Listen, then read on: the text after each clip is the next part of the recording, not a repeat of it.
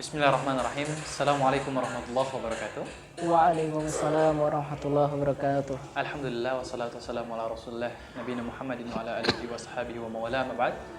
Teman-teman dimanapun teman-teman berada, Alhamdulillah pada kesempatan kali ini kita kedatangan tamu yang istimewa. Ya, Alhamdulillah bersama di samping saya Ustaz Kefal. Ustaz, apa kabar? Alhamdulillah, ana bi khair. Baik. Masyaallah. Mas Wahyu sehat? Sehat, alhamdulillah. Alhamdulillah. Jadi di samping saya ini, ya, beliau namanya adalah Andim, ya, atau kerap dipanggil Mas Andim, atau saya sendiri memanggil beliau sebagai Ustadz Andim, gitu kan. Alhamdulillah beliau baru menyelesaikan studi S2, ya, di Universitas Muhammadiyah Surakarta. Alhamdulillah. Alhamdulillah. Jadi Ustadz mau tanya, aktivitas atau untuk sekarang ini apa, Ustadz? Alhamdulillah untuk hari ini selain menyelesaikan studi kemarin, juga mengajar di beberapa pesantren, termasuk di pondok kita di Pondok Sobron sebagai pembina dan pengajar, juga mengisi kajian-kajian berjamaah di sekitar Solo Raya. Oke, baik pemirsa, di sini sedikit ingin saya tanyakan kepada beliau, ya, karena saya pernah mendengar kisah beliau, ya. Tapi ini nggak terlalu banyak, singkat saja. Jadi gini Ustaz, Anda pernah mendengar antum itu pernah melalang buana ke beberapa daerah gitu kan, atau tempat-tempat di luar antum tinggal. Maksudnya antum kan aslinya Jawa, tapi Anda pernah mendengar antum pernah di Kalimantan seperti itu. Alhamdulillah. Nah, yang jadi pertanyaan Ustaz, bagaimana antum bisa menjalin hubungan kedekatan dengan masyarakat di sana, sementara kulturalnya antara antum dengan mereka itu berbeda. Orang Jawa itu berbeda dengan orang Kalimantan. Bagaimana antum bisa menjalin hubungan komunikasi yang baik dengan mereka? Oke, Mas Wahyu. Jadi begini Mas Wahyu ya. Sejak 2019 pertama kali saya keluar dari Pulau Jawa. Saat itu berkesempatan untuk mengunjungi beberapa daerah di Sulawesi. Ada di Mamuju, Sulawesi Barat, kemudian di di Waju itu Sulawesi Selatan, yang sana ada suku Bugis, dan juga Tanah Toraja. Baru 2021 saya kembali keluar ke Jawa untuk penugasan di Kalimantan, tepatnya di Kaltim dan Kalsel, sehingga saya cukup lama berdialektika dengan saudara-saudara kita dari suku Banjar, suku Pasar, dan juga suku Dayak begitu. Tentu terjadi karena izin Allah. Masya gitu. Allah. Alhamdulillah. Nah, jadi yang memantik saya dari kisahnya antum itu yang melalang buana ke sini ke situ itu, di sini satu titiknya antum bisa mudah akrab dengan mereka, bisa mudah berkomunikasi dengan mereka dengan kultural yang berbeda, Ustaz. Gimana caranya itu, Ustaz? Oke, Mas Wahyu pengen tahu strategi bagaimana saya pribadi untuk menjalin interaksi dengan mereka yang notabene berbeda kulturalnya, begitu. Oke, Mas Wahyu. Dalam hal ini, ketika saya pergi dari satu daerah ke daerah lain, saya memegang sebuah nasihat. Yang nasihat ini datang dari penyair jahiliyah. Jadi sebelum datang Islam. Tapi beliau menyampaikan sebuah nasihat kepada anaknya, nama Usaid, untuk menjadi pribadi yang sukses di dalam bermasyarakat. Nah, jangan kemudian salah paham dulu ya. Meskipun penyair jahiliyah, tapi banyak ulama yang mengutip perkataan beliau karena sejalan dengan Al-Quran dan As-Sunnah. Gitu. Pengen tahu? Pengen. Gimana tuh bunyinya, Ustaz? Oke, satu Mas. Satu dulu. Satu, beliau berkata begini. Alim janibaka liqaumika yuhibbuka. Lembutkanlah hatimu, maka masyarakat akan menyayangimu. Begitu.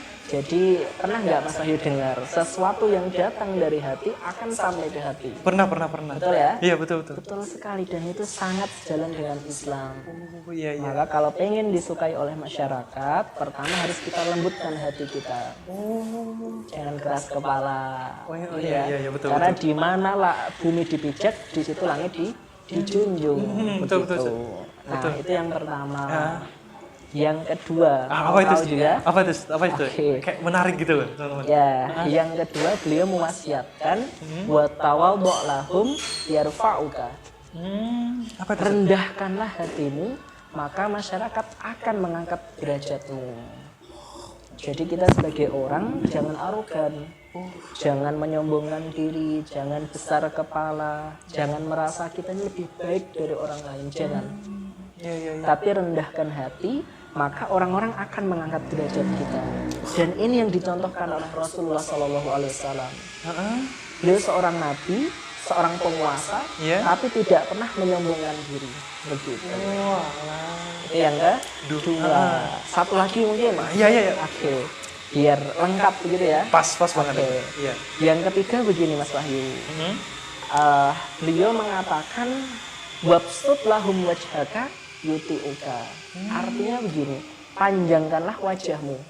Wajah kok dipanjangkan? Artinya gimana? Gimana maksudnya, Ustaz? Tersenyumlah. Banyakin senyum. Maka masyarakat akan taat kepadamu. Siapapun kalian yang menyaksikan ini, kalau ingin ditaati oleh orang lain, jangan sekali-kali kita menampilkan wajah yang cemberut. Jangan menampilkan wajah yang sinis, tapi perbanyak tersenyum.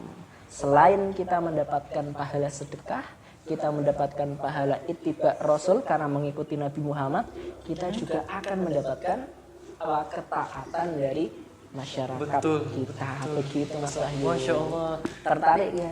Tertarik banget. Ini ada yang buat agak terkesan gitu loh. Yang menyampaikan ini dikenal sebagai orang jahiliyah, tapi pesannya sangat luar biasa, Ustaz. Namun ya di sini Ustaz, saya ingin mengambil satu poin saja yang mungkin ini saya kerap dapati ya di sekitaran masyarakat kita, terutama di kalangan para pemuda di sana yang mungkin yang nonton, yang kemudian notabene backgroundnya sebagai orang yang berpendidikan. Namun ya banyak dikritik oleh masyarakat ya, mungkin yang sudah tua, yang sudah senior sebagainya. Kok pemuda sekarang itu susah untuk senyum gitu. Mereka itu ya gimana, saya terfokus dengan dunianya ya, yang HP-nya, media sosialnya, dan game-nya dan sebagainya. Sehingga ketika mereka itu ketemu dengan masyarakat, tidak tahu bagaimana harus mengekspresikan dirinya dengan masyarakat gitu loh. Bagaimana Ustaz pesan dari Antum? Oke, baik, untuk seluruh saudara-saudariku dimanapun berada, khususnya panjenengan yang lebih muda atau yang sama-sama muda begitu, pesan saya, mari kita berbanyak tersenyum. Tidak ada ruginya Mas tersenyum. Iya betul. Ya. Selain kita tadi mendapatkan banyak pahala karena mengikuti Rasul, bersedekah, kita juga akan mendapatkan ketaatan dari orang-orang sekitar kita gitu. Dan lagi Mas, kita sebagai manusia ini bukan makhluk individual, tapi makhluk sosial. Iya betul. Bisa nggak Mas kita kalau mati nanti berangkat ke kuburan sendiri? Nggak bisa. Nggak bisa, pasti kita membutuhkan orang lain. Iya betul. Maka kalau kita tidak perbanyak tersenyum kepada mereka karena sibuk urusan dunia kita sendiri, maka mau berangkat sendiri ke kuburan nanti, kan enggak toh?